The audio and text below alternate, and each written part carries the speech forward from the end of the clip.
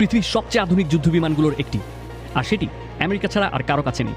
কোনো দেশ এই বিমান কিনতে পারে না, এমনকি নেটো দেশ বা যুক্তরাষ্ট্রের সবচেয়ে ঘনিষ্ঠ মিত্ররাও না।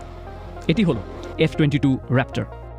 এটা এমন যুদ্ধবিমান যেটা আমেরিকা নিজেই আইন করে বিক্রি নিষিদ্ধ করেছে, এমনকি এখন সেটা উৎপাদনও বন্ধ করে দেওয়া হয়েছে। কিন্তু কেন? কি এমন আছে এই বিমানে? কেন আমেরিকা সেটি বিক্রি করে না, এমনকি উৎপাদনও করতে চায় না? চলুন আজ এসব প্রশ্নেরই উত্তর খুঁজি। F-22 র্যাপ্টর প্রথম আকাশে ওড়ে 1997 সালে। লকহিড মার্টিন একে তৈরি করে 21শো শতকে আমেরিকার আকাশ দখলে রাখার জন্য।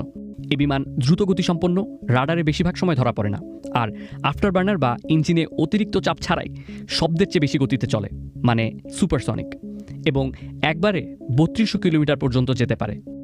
মানে F-22 শত্রু কিছু বুঝে ওঠার আগেই একে শনাক্ত করে ধ্বংস করে এর মাথার উপর দিয়ে চলে যেতে পারে।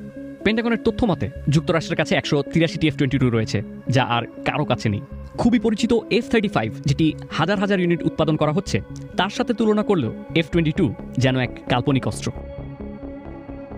অনেকেই ভাবতে পারেন F-35 তো নতুন, তাহলে সেটাই কি সবচেয়ে শক্তিশালী না?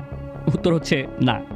F-22 এখনও উঁচুতে ওড়ে, দ্রুত চলে, আর যে কোনোভাবে বাঁক নিতে পারে, মানে খুবই ভালো ম্যানুভারিং।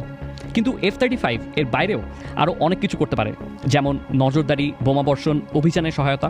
কিন্তু F-22 একটা কাজের জন্যই তৈরি করা: আকাশে শত্রুকে ধ্বংস করা। তবে মজার ব্যাপার হলো, এত আধুনিক হওয়ার পরও F-22 এখন পর্যন্ত কোনো ডগ ফাইট বা এয়ার টু এয়ার কমব্যাট, মানে সরাসরি আকাশ যুদ্ধে অংশ নেয়নি। 2009 সালে আমেরিকার আর্থিক মন্দার সময় প্রেসিডেন্ট ওবামা এবং প্রতিরক্ষামন্ত্রী রবার্ট গেটস F-22 জন্য আরও অর্থ বরাদ্দ বন্ধ করে দেন। তাদের যুক্তি ছিল, এত দামি একটি যুদ্ধবিমান যার ব্যবহার ইরাক বা আফগানিস্তানের মতো যুদ্ধে হচ্ছে না, সেখানে এর পেছনে টাকা খরচ করা যুক্তিসঙ্গত না।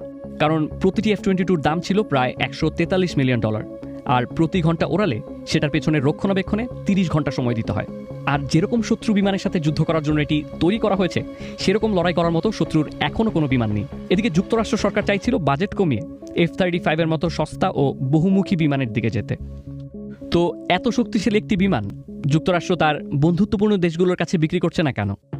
কারণ 1998 সালে মার্কিন কংগ্রেস একটি আইন পাশ করে, যেখানে পরিষ্কার বলা হয় F-22 কোনো বিদেশি দেশের কাছে বিক্রি করা যাবে না। এর কারণ এই বিমানের ভেতরের টেকনোলজি এত উন্নত আর এতটাই গোপন, যদি কখনো কোনো দেশের হাতে পড়ে আর তারা সেই প্রযুক্তি বের করে ফেলে, সব শেষ। আর বিক্রির জন্য সেই টেকনোলজি আলাদা করে সরিয়ে এক্সপোর্ট ভার্জন তৈরি করাও খরচ সাপেক্ষ এবং ঝুঁকিপূর্ণ। F-22 পেছনে রক্ষণাবেক্ষণের অর্ধেক সময় কেবল এর স্টেলথ কোটিং ঠিক রাখতেই ব্যয় হয়, যা রাডারকে ফাঁকি দিতে সাহায্য করে। একসময় বিমানটির ভিতরে অক্সিজেন সাপ্লাই নিয়েও বেশ কিছু সমস্যা দেখা দিয়েছিল। কয়েকজন পাইলট আকাশে ওড়ার সময় ব্ল্যাকআউট বা অচেতন হয়ে পড়েন, এমনকি অনেকে বিমান ওড়াতেই অস্বীকৃতি জানান। পেন্টাগন পরবর্তীতে সেফটি রুল জারি করে এবং বিমানে বিকল্প অক্সিজেন ব্যবস্থা যোগ করে। এত কিছুর পরেও এই বিমানটি এখনও মার্কিন আকাশে সর্বোচ্চ আধিপত্যের প্রতীক হিসাবে রয়েছে।